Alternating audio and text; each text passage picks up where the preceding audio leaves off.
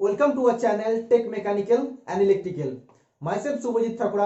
आप सभी स्टूडेंट जानते हैं 3 फरवरी को एनएफएल का एग्जाम हो गया है। तो एनएफएल एग्जाम खत्म होते ही जो सामने एग्जाम आता है वो आईओसीएल का इंडियन ऑयल का एग्जाम है। तो इंडियन ऑयल पाइपलाइन डिवीजन का तरफ से जो रिक्रूटमेंट आया था टेक्निकल अटेंडेंट के लिए, तो उसका एग्जाम डेट आ गया है 14 फरवरी एग्जाम है। ठीक है, तो ज्यादातर स्टूडेंट की तरफ से ये रिक्वेस्ट आ रहा है कि इसका PVS year official paper solve कराने के लिए। तो आज का जो क्लास होगा पीवीएस ईयर ऑफिशियल पेपर के बारे में मैं डिस्कस करूंगा। तो आप लोग जानते हैं इसका सिलेबस के बारे में, तो आज मैं सिलेबस डिस्कस करूंगा। तो आईओसीएल का एग्जाम खत्म होते हो जाएगा एनपीसीएल का एग्जाम।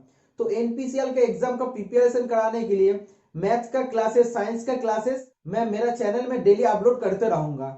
तो ऑलरेडी कल मैं एक वीडियो पोस्ट कर दिया मैथ का क्लासेस है, तो आप लोग वो वाला वीडियो जाके देख सकते हैं। वो वाला वीडियो का लिंक में वीडियो का डिस्क्रिप्शन, आज का वीडियो का डिस्क्रिप्शन बॉक्स में दे दूंगा।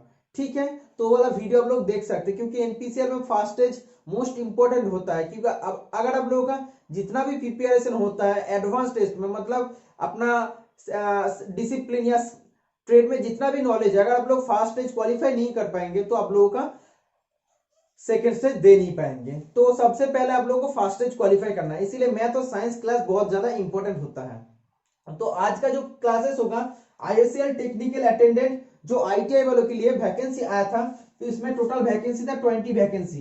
तो अलग अलग रीजन जैसे ईआर ईस्टर्न रीजन, डब्ल्यूआर, तो अलग अलग रीजन से वैकेंसी था। तो टोटल 20 वैकेंसी था।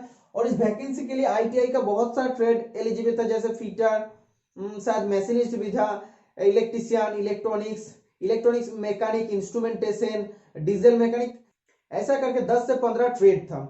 तो इसका जो पेपर बनेगा, तो सभी स्टूडेंट का यही क्वेश्चन है कि पेपर कैसे होगा। तो जो टेक्निकल का जो टोटल पेपर होगा, आप लोग जानते हैं टोटल 100 मार्क्स का पेपर होगा, 90 मिनट्स का टाइम रहेगा, 1.5 घंटा टाइम रहेगा, 75 रहेगा टेक्निकल, 25 रहेगा नॉन टेक्निकल। नॉन टेक्निकल में पूछे जाएगा जैसे मैथ पूछा जाएगा, रीजनिंग, इंग्लिश, जीके पूछा जाएगा। और 75 जो क्वेश्चन आएगा, ज्यादातर स्टूडेंट सोच रहा था कि फिटर का क्वेश्चन आएगा, इलेक्ट्रिशियन का इलेक्ट्रिशियन क्वेश्चन आएगा। तो आप लोग को मैं यही क्लियर करना चाहूंगा, ये जो क्वेश्चन पेपर बनेगा टोटली मिक्स क्वेश्चन पेपर बनेगा, क्योंकि 10 से 15 ट्रेड का ये वैकेंसी था। तो 10 से 15 ट्रेड वैकेंसी के लिए एलिजिबल था। तो जो भी ट्रेड वैकेंसी के लिए एलिजिबल था वो सभी ट्रेड से क्वेश्चन बनेगा। ठीक है, तो सभी ट्रेड से टोटल 75 क्वेश्चन रहेगा। अगर हम देखेंगे फिटर में से हार्डली 5 से 7 क्वेश्चन पूछेगा, और अगर देखेंगे इलेक्ट्रिशियन से 5 से 7 पूछेगा, ऐसे करके हर ट्रेड से क्वेश्चन पूछे जाएगा। ठीक है, तो आप लोगों को एग्जाम देने से पहले एटलीस्ट आप लोगों को प्रीवियस ईयर पेपर देखना चाहिए, क्योंकि एनएफएल का एग्जाम होने से पहले मैं आप लोगों को previous year just 40 question discuss करा दिया था। तो उसमें से 5-6 क्वेश्चन रिपीट हुआ था। तो आज मैं डिस्कस करूंगा आईओसीएल टेक्निकल अटेंडेंट का प्रीवियस ईयर पेपर। तो आप लोगों का जो पेपर है, पेपर वीडियो का स्क्रीन का नीचे दिखाएगा, आप लोग देख पाएंगे। तो जस्ट मैं क्वेश्चन को कॉपी कर लिया मेरा कॉपी में। तो आज मैं डिस्कस करूंगा, जल्दी जल्दी डिस्कस करूंगा, क्योंकि नॉन टेक्निकल का क्वेश्चन ज्यादा है, हम लोग का ट्रेड का नहीं है। फीटर का अगर हम देखेंगे तो हार्डली 5 से 7 क्वेश्चन है। तो आप लोग को देखना चाहिए पूरा पेपर आप लोग देखिए। ठीक है, आज जितना ज्यादा होगा उतना तक मैं आज डिस्कस करूंगा, अगर बचेगा तो मैं वो बाद में, मतलब कल का क्लास में हम सॉल्व करा दूंगा। ठीक है, तो फर्स्ट क्वेश्चन जो बोला है, rusting on iron equipment is mainly due to. जो आयरन इक्विपमेंट होता है ना, आयरन कोई भी सोच ले एक रॉड है, तो इसमें रास्ट जंग क्यों लगता है? तो इसमें जंग लगने का कारण होता है, अगर ये आयरन पीस को अगर हम लोग मॉइस्ट एयर में रख देंगे तो क्या हो जाएगा, ऑक्सीजन का साथ जो वाटर है, एयर का अंदर जो वाटर रहता है, क्योंकि मॉइस्ट एयर है तो एयर का अंदर जो वाटर रहता है, तो इसका साथ ऑक्सीजन, और वाटर और ऑक्सीजन मेटल का साथ रिएक्ट करके क्या बनाएगा, हाइड्रेटेड ऑक्साइड बनाएगा, हाइड्रेटेड ऑक्साइड बनाएगा। ठीक है, जिसको बोलते हैं Fe2O3। तो हाइड्रेटेड ऑक्साइड जब बनाएगा तो तब रास्ट ये लोहा का पीस का ऊपर बन जाएगा। ठीक है, तो कभी कभी पूछता है कि लोहे का ऊपर जब जंग लगेगा तो जंग का जो करोशन का फॉर्मूला क्या होता है, केमिकल फॉर्मूला, तो ये होता है Fe2O3 इंटू H2O, ठीक है। तो ये होता है जंग का फॉर्मूला, कर्षण का फॉर्मूला, आप लोग को याद रहना चाहिए।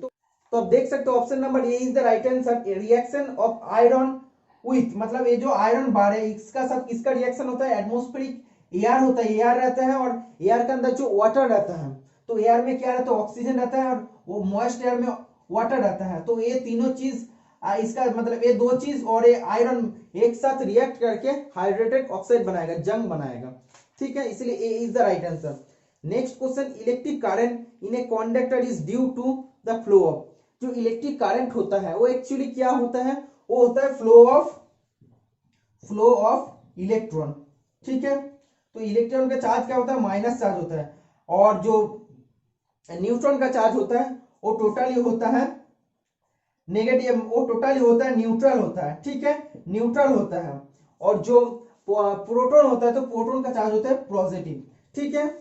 अब लोगों को ये बात क्लियर होना चाहिए, कभी कभी देता है कि इलेक्ट्रॉन किस डायरेक्शन से किस डायरेक्शन में जाता है, तो माइनस से पॉजिटिव की तरफ जाता है, ठीक है, नेगेटिव से पॉजिटिव की तरफ जाता है। और जो करंट होता है, करंट इसका ऑपोजिट होता है, करंट होता है पॉजिटिव टू नेगेटिव डायरेक्शन में आता है, ठीक है। तो ये पॉइंट आप लोग को याद रहना चाहिए।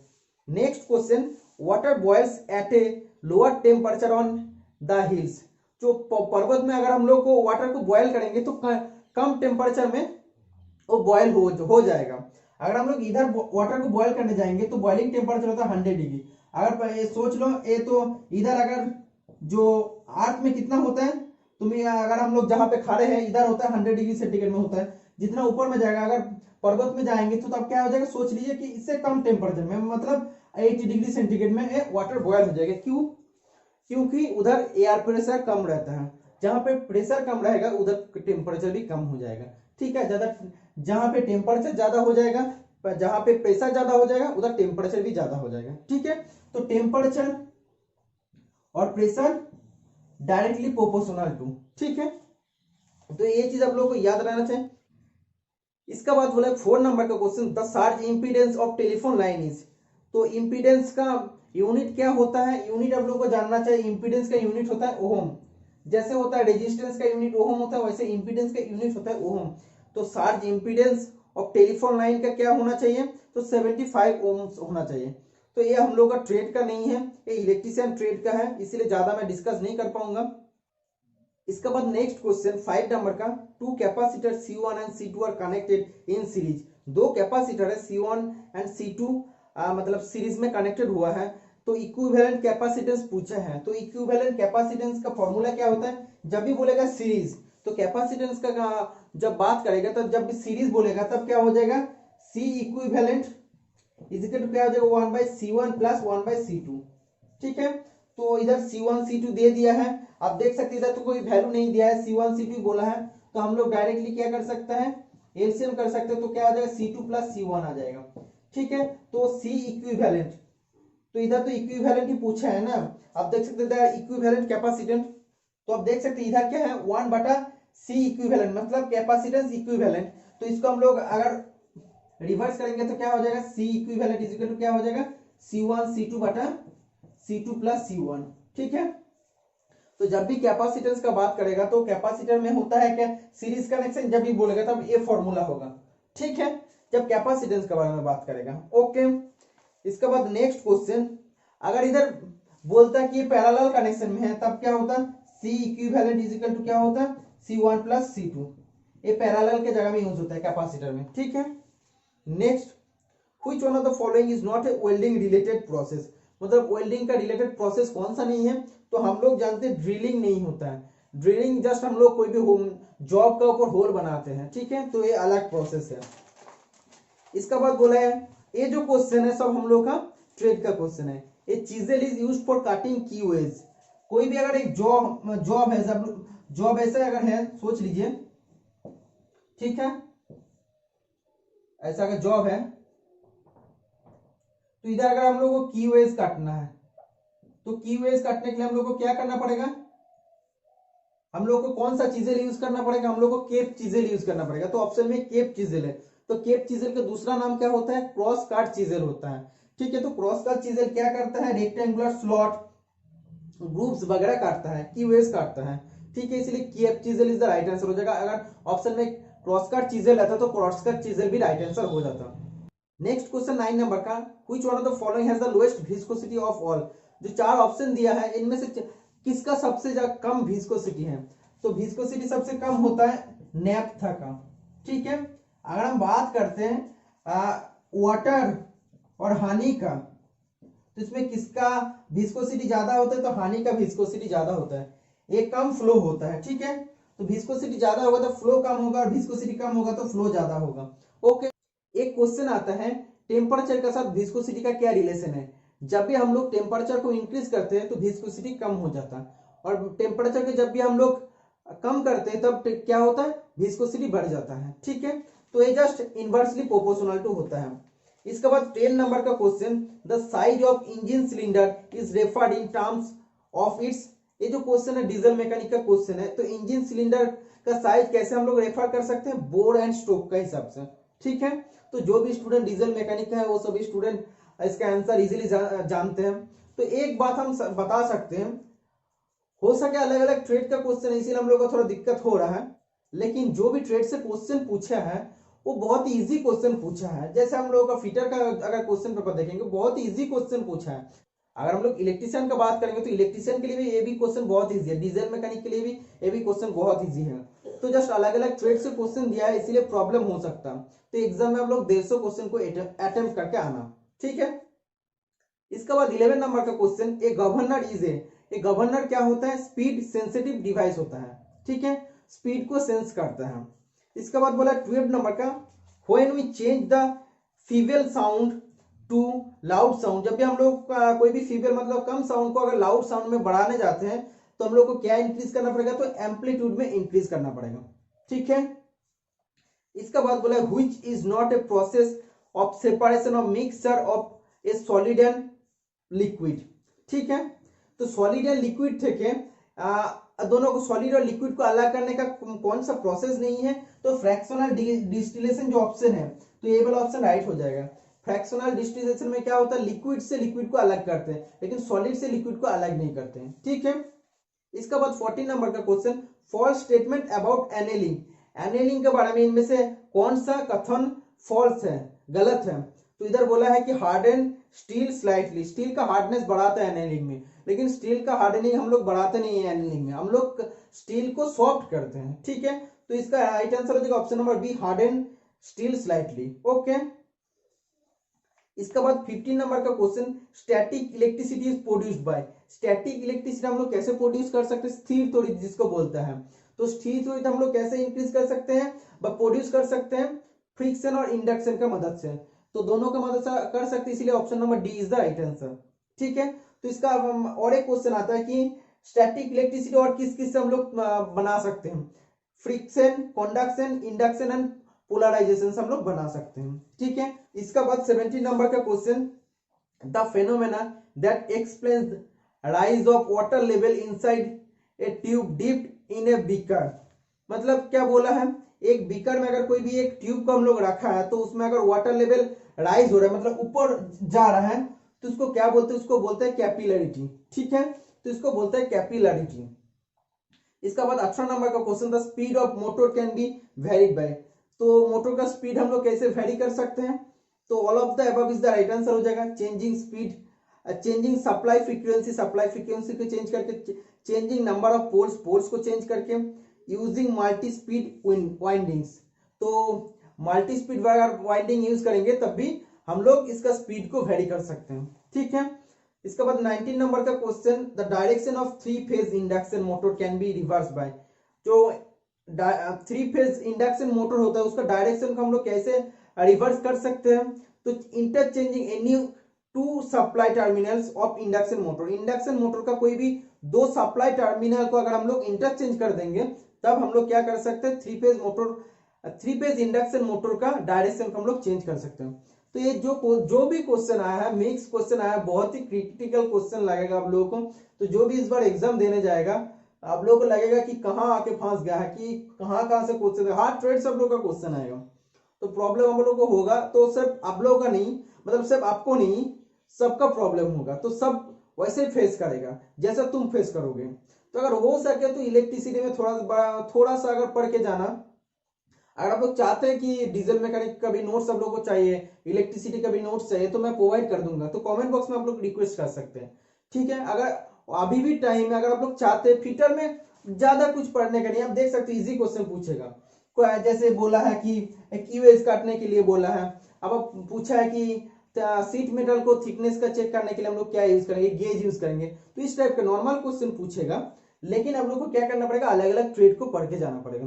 तो अगर आप लोगों को कैपेसिटी हो तो आप लोग बता सकते हैं, मैं क्वेश्चन पेपर आप लोग को प्रोवाइड करा दूंगा, diesel mechanic, motor mechanic, electronics, instrumentation, electricity का। ठीक है, तो ये आप लोगों को डिपेंड करेगा।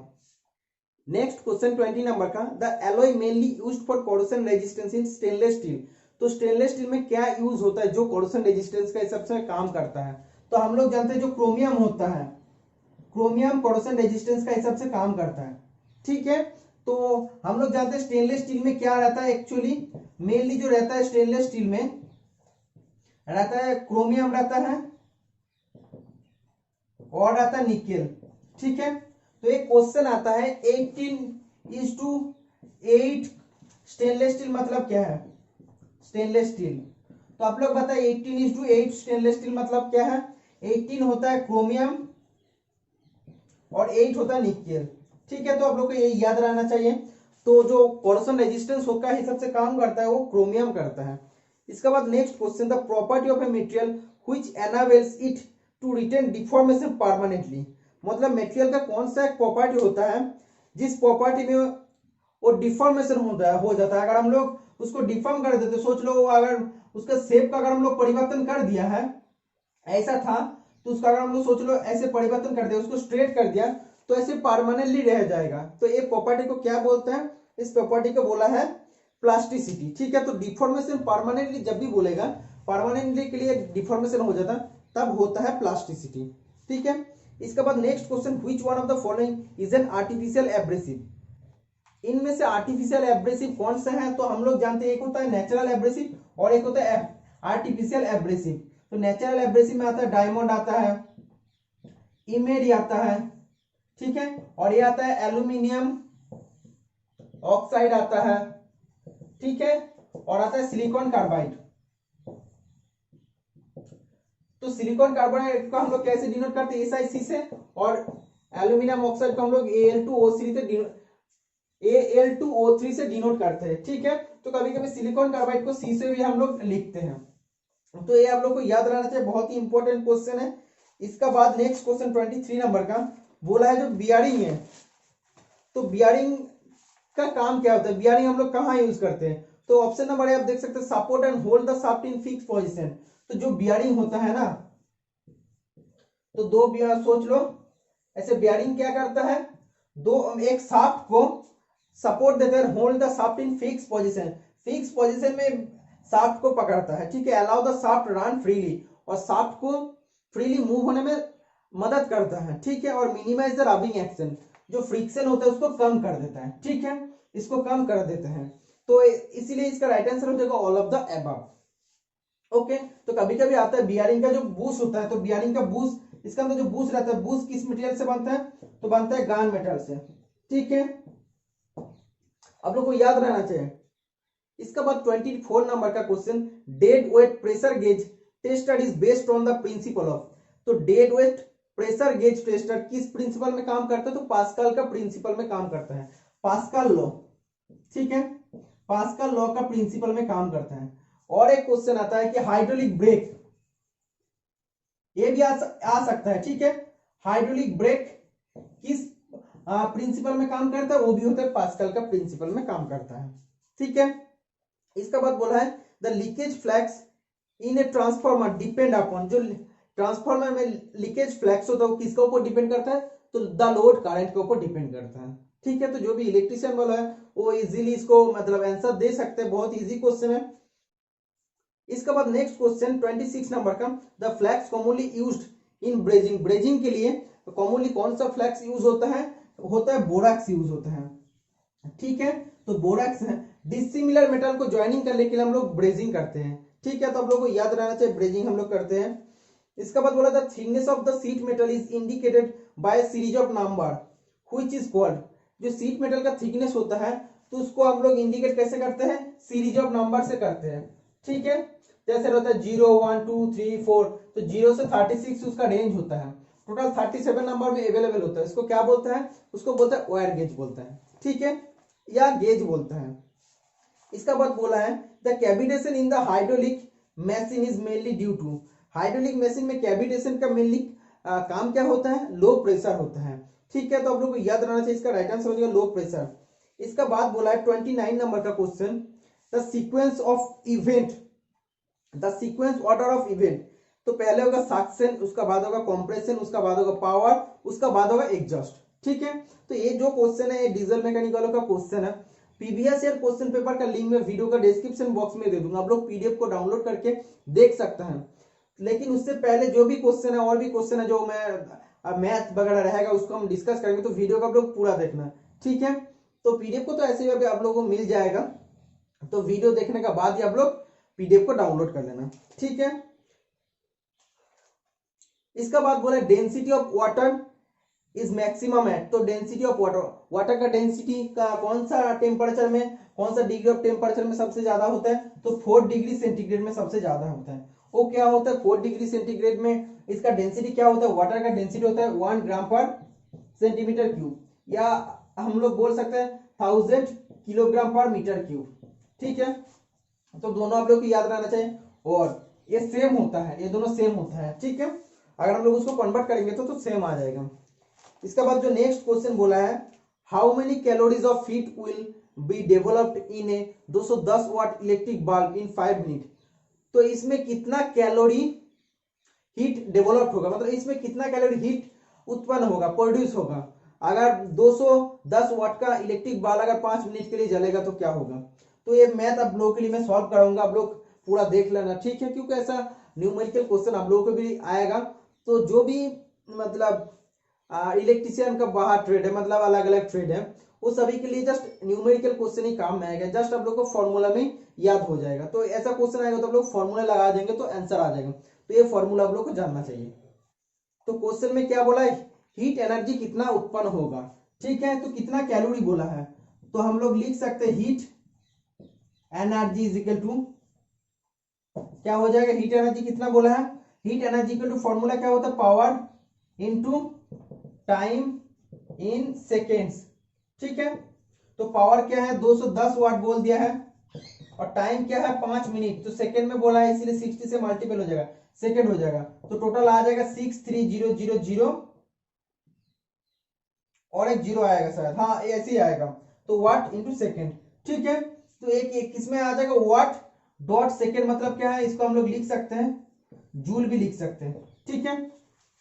तो हीट एनर्जी, एनर्जी के यूनिट तो जूल ही होता है ना, तो हम लोग जूल भी लिख सकते हैं। तो इसका बाद क्या हो जाएगा, इसका बाद हम लोग जानते हैं 4.2 joule is equal to 1 calorie होता है, ठीक है।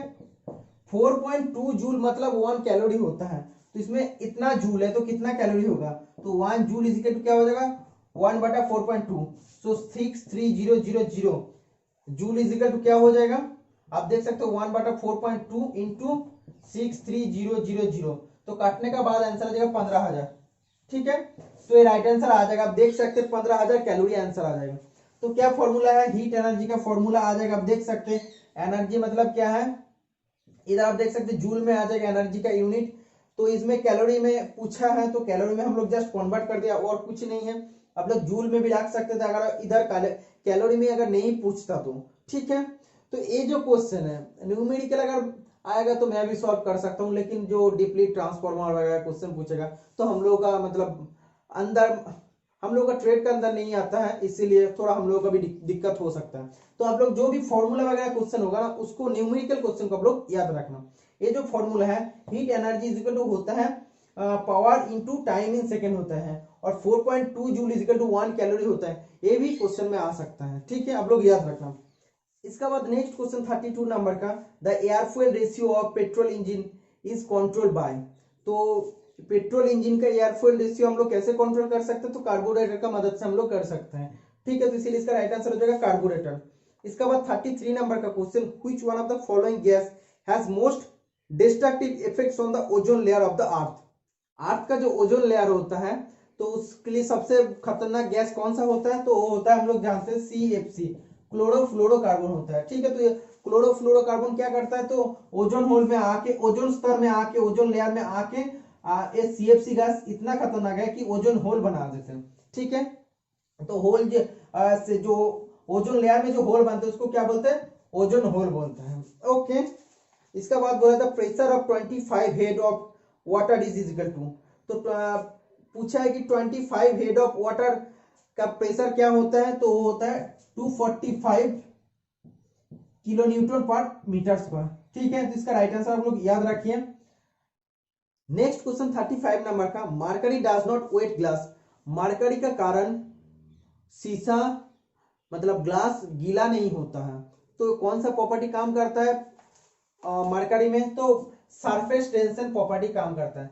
सरफेस टेंशन अगर रहेगा, ज्यादा रहेगा, तो क्या होगा, वो गीला नहीं होगा। ठीक है, तो अगर कोई भी सरफेस में अगर सरफेस टेंशन ज्यादा होगा तो क्या होगा, वाटर पड़ेगा तो इधर से गिर जाएगा। ठीक है, लेकिन ये सरफेस को मतलब वेट नहीं होगा, भीगेगा नहीं। ठीक है, इसके बाद नेक्स्ट क्वेश्चन आप देख सकते हो 36 नंबर का, instrument use to measure electric energy, electric energy को मेजर करने के लिए कौन सा इंस्ट्रूमेंट यूज होता है, तो हम लोग जानते हैं इलेक्ट्रिक एनर्जी का फॉर्म यूनिट क्या होता है, तो होता है वाट आवर। ठीक है, तो कभी कभी जो बड़ा यूनिट होता है वो होता है किलो वाट आवर होता है, तो इसका यूनिट जब वाट आवर हो जाएगा तो इसको हम लोग कैसे मेजर कर सकते हैं, तो वाट आवर मीटर से हम लोग मेजर कर सकते हैं। ठीक है, इसके बाद next question, admittance is the reciprocal of, जो एडमिटेंस होता है, एडमिटेंस किसका रेसिप्रोकल है, मतलब किसका ऑपोजिट है, एडमिटेंस। ठीक है, एडमिटेंस किसका ऑपोजिट होता है, एडमिटेंस होता है आप देख सकते हैं इंपीडेंस का ऑपोजिट। ठीक है, तो इंपीडेंस का यूनिट क्या होता है, ओम होता है, तो ओम और किसका यूनिट होता है, रेजिस्टेंस का। ठीक है, अगर इसका बात करेंगे तो इसका ये जो होता है कंडक्टेंस का ये समान होता है, ये जैसा होता है इंपीडेंस का साथ, इंपीडेंस और जैसा रेजिस्टेंस सेम होता है ना, तो इधर एडमिटेंस और कंडक्टेंस को हम लोग सेम बोल सकते हैं। ठीक है, इन दोनों का यूनिट सेम हो जाएगा। ओके, नेक्स्ट क्वेश्चन आप देख सकते हैं, rotational losses in electrical machine consist of, जो इलेक्ट्रिकल मशीन में रोटेशनल लॉस होता है तो उसका वो किस किस का ऊपर कॉन्सिस्ट होता है, rotor core, option number C is the right answer, rotor core, friction and winding losses का ऊपर वो कॉन्सिस्ट होता है। ठीक है, तो option number C is the right answer. इसका बाद 30 नंबर का question, to measure the electrical current of a simple circuit and ammeter is connected to, कोई भी अगर एमीटर की मदद से अगर हम लोग इलेक्ट्रिक करंट को मेजर करने जाएंगे तो उसको हम लोग कैसे कनेक्ट करेंगे, in series to the battery. ठीक है, तो जब भी एमीटर बोलेगा तो एमीटर में क्या होगा, सीरीज में कनेक्टेड होगा। ठीक है, तो in series to the battery is the right answer हो जाएगा। इसका बाद बोला है जो कंडक्टेंस का, if conductance is equal to siemens, तो कंडक्टेंस का यूनिट क्या हो जाएगा, सीमेंस अगर होगा, हम लोग जानते हैं कंडक्टेंस का यूनिट सीमेंस होता है, तो रेजिस्टेंस का यूनिट क्या होता है, आप देख सकते हैं ओम हो जाएगा। ठीक है, तो यही राइट होगा। इसके बाद 41 नंबर का question, two liquids can be separated by, अगर दो लिक्विड रहेगा, अलग अलग लिक्विड, तो उसको हम लोग कैसे सेपरेट करेंगे, तो फ्रैक्शनल डिस्टिलेशन की मदद से हम लोग कर सकते हैं। जैसे कि हम पहले ही बता दें, सॉलिड और लिक्विड को हम लोग अलग नहीं कर सकते फ्रैक्शनल डिस्टिलेशन का मदद से, लेकिन लिक्विड से लिक्विड को हम लोग अलग कर सकते हैं फ्रैक्शनल डिस्टिलेशन का मदद से। ठीक है, तो ये जो भी टॉपिक से क्वेश्चन आ रहा है वो सब टॉपिक को थोड़ा सा आप लोग देख के जाना, इधर से रिपीट हो सकता है। ठीक है, इसका बाद बोला है which type of mirror is used as rear view mirror in vehicles, जो व्हीकल रहता है ना, बाइक में, बाइक या कोई भी कार वगैरह में रहता है, तो उसका जो मिरर रहता है, तो मिरर में कौन सा मिरर रहता है, उसमें रहता है कॉन्वेक्स मिरर, कॉन्वेक्स मिरर। ठीक है, अगर ये पूछता है कि कोई भी जैसे सेविंग मिरर होता है ना, अगर हम लोग सैलून में जाएंगे तो सेविंग मिरर होगा, तो सेविंग मिरर में कौन सा मिरर यूज होता है, उधर होता है कॉनकेव होता है। ठीक है, उल्टा होता है। इसका बाद बोला है, आप देख सकते हैं which is the highest coal among the following, hardest coal, मतलब इनमें से हार्डेस्ट कोल या हाईएस्ट कोल या सबसे जो मतलब अच्छा कोल कौन सा है, तो anthracite is the right answer हो जाएगा। ठीक है, इसका बाद नेक्स्ट क्वेश्चन 44 नंबर का, the electrodes used in spot welding have a tip of, जो स्पॉट वेल्डिंग के लिए इलेक्ट्रोड यूज होता है तो उसका टिप में क्या रहता है, उसका टिप में रहता है कॉपर, ठीक है, कॉपर रहता है। तो कॉपर क्यों रहता है, हम लोग जानते हैं copper is a good conductor of heat. तो स्पॉट वेल्डिंग क्या होता है, स्पॉट वेल्डिंग होता है रेजिस्टेंस वेल्डिंग। तो रेजिस्टेंस वेल्डिंग होता है कैसे, प्रेशर और हीट का मदद से। दो मेटल रहता है, ऐसे दो मेटल, थोड़ा सा हम इरेज कर देते हैं। अगर दो मेटल रहेगा, ऐसे दो मेटल है, तो स्पॉट वेल्डिंग में क्या होता है, अगर दोनों तरफ से अगर प्रेशर दे रहे हैं और जो कारण में रेजिस्टेंस होता है, तो रेजिस्टेंस होने का कारण क्या हो जाएगा, हीट उत्पन्न होगा। तो हीट उत्पन्न होने का कारण मेटल गल जाएगा। तो गलने के बाद क्या हो जाएगा, टोटली मेल्ट हो जाएगा और एक प्रेशर भी इधर से हम लोग दे रहे तो नजदीक आ जाएगा और एक गलित मेटल जो होगा, मोल्टेन मेटल जो होगा, अंदर जाके एक वेल्डिंग बनाएगा, ठीक है। तो इस वेल्डिंग को क्या बोलते हैं, इस वेल्डिंग को बोलते हैं स्पॉट वेल्डिंग या रेजिस्टेंस वेल्डिंग। ऑटोमोबाइल पर्पस के लिए हम लोग यूज करते हैं। तो इसके लिए कौन सा इलेक्ट्रोड होना चाहिए, इलेक्ट्रोड का टिप में होना चाहिए कॉपर, क्योंकि वो करंट आ रहा है तो करंट का मतलब ही होता है कॉपर आना चाहिए, क्योंकि करंट इजीली कंडक्ट हो सकते हैं। ओके, इसका बाद बोले पेट्रोलियम प्रोडक्ट्स। जो पेट्रोलियम प्रोडक्ट्स होता है तो हाइड्रोकार्बन कंपाउंड्स होता है, ठीक है। तो आप लोग को याद रहना चाहिए, B is the right answer हो जाएगा। पेट्रोलियम जो भी प्रोडक्ट होगा वो हाइड्रोकार्बन कंपाउंड्स होगा। नेक्स्ट क्वेश्चन 46 नंबर का, when two ohm resistance R in parallel the effective resistance. तो कैपेसिटेंस का जब बात बोला था तब क्या हुआ था, सीरीज में क्या होता, 1/C इक्विवेलेंट हुआ था। लेकिन इधर जब होगा ना, इधर जब करंट में क्या होगा बोला, करंट में जब भी बोलेगा तब क्या हो जाएगा, जब भी पैरेलल बोलेगा तो आप लोग ऐसे लिख सकते हैं 1/P equivalent is equal to 1/P1 plus P2, ठीक है। तो पैरेलल में होगा तब इस फॉर्मूला, ठीक है। तो इधर क्या दिया है, 2 दिया है, तो दोनों आप देख सकते दोनों रेजिस्टेंस ही 2 दिया है। तो इधर एक रेजिस्टेंस, इधर एक रेजिस्टेंस, तो इधर दोनों रेजिस्टेंस में अगर 2 दे दिया तो आ जाएगा एलसीएम 2, तो 1 प्लस 1 आ जाएगा, तो 2/2 आ जाएगा, तो 1 आ जाएगा। तो इसको अगर हम लोग ऊपर भी लेके जाएंगे तो 1 आंसर आ जाएगा। तो इक्विवेलेंट रेजिस्टेंस क्या हो जाएगा, 1 इज द राइट आंसर हो जाएगा, ठीक है। इसका बाद next question, which one of the following will conduct electricity. इनमें से कौन सा जो ऑप्शन है जो इलेक्ट्रिसिटी को कंडक्ट कर सकते हैं, तो graphite is the right answer हो जाएगा, ठीक है। ग्रेफाइट एक नॉन मेटल होता है जो इलेक्ट्रिसिटी को कंडक्ट कर सकते हैं। Next question, hydrometer is used for measurement of. जो हाइड्रोमीटर होता है वो क्या मेजर करता है, जो रिलेटिव डेंसिटी होता है, वाटर का रिलेटिव डेंसिटी होता है वो मेजर करता है, ठीक है। और हाइग्रोमीटर एक आता है, ये हाइड्रो है और हाई GRO होता है। तो हाइग्रोमीटर क्या करता है, रिलेटिव ह्यूमिडिटी को मेजर करता है, ठीक है। तो आप लोगों को याद रहना चाहिए दोनों को, एक रिलेटिव डेंसिटी को करता है हाइड्रोमीटर और हाइग्रोमीटर करता है रिलेटिव ह्यूमिडिटी को मेजर, ठीक है। इसका बाद बोला है एलसीडी। एलसीडी का फुल फॉर्म क्या होता है, लिक्विड क्रिस्टल डिस्प्ले होता है, ठीक है। अगर हम लोग बात करते हैं एलईडी, एलईडी में भी आ सकता है। तो एलईडी का फुल फॉर्म क्या होता है, एलईडी ये होता है लाइट एमिटिंग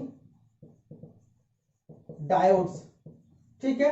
क्या हो जाएगा, लाइट एमिटिंग डायोड्स, एलईडी का फुल फॉर्म। तो लास्ट क्वेश्चन 50 नंबर का, आज मैं 50 क्वेश्चन ही डिस्कस करूंगा, जो कल जो क्लास लेके आऊंगा उसमें भी 50 क्वेश्चन डिस्कस करके टोटली पेपर को मैं सॉल्व कर दूंगा, ठीक है। क्योंकि वीडियो लंबा होते जा रहा है तो आप लोगों का भी इंटरेस्ट खत्म हो जाएगा, इसीलिए आज के लिए इतना ही रहेगा। तो 50 क्वेश्चन में क्या बोला है, तो the capacitor bank across the load is used. जो लोड भार में कैपेसिटर बैंक का प्रयोग होता है, तो लोड भार में कैपेसिटर जो बैंक होता है क्यों यूज होता है, for improving the power factor.